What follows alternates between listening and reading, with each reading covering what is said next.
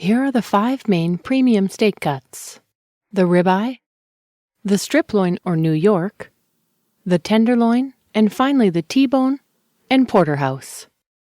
These steaks come from a part of the steer that gets very little muscle development, which makes for a more tender steak.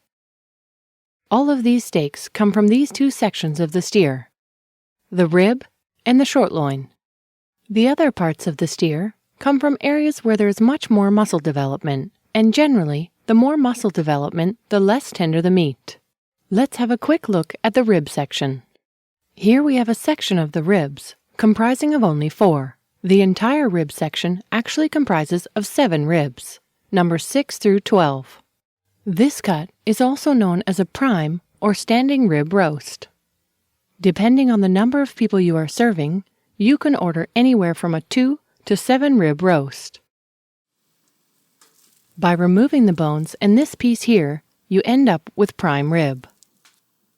This is the cut of meat you generally get when you order prime rib at a steakhouse. By slicing it, you end up with ribeye steaks, which many believe are the most tender and flavorful cut of beef. Ribeye steaks are also commonly referred to as entrecôte steaks, which translate to inside the rib. The other 4 premium steaks all come from the short loin.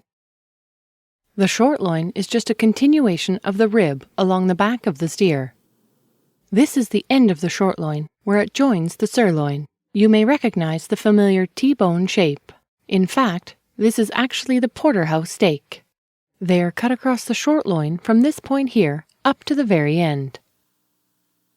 When you cut cross from here up until about here, you get T-bone steaks. By removing this piece here, you get what is called the strip loin. By slicing it, you get New York or strip loin steaks.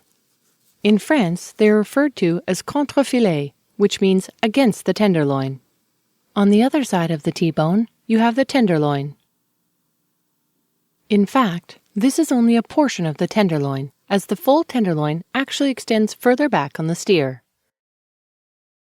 This is what the whole tenderloin looks like. Since this muscle does very little work, this piece of meat is extremely tender and lean.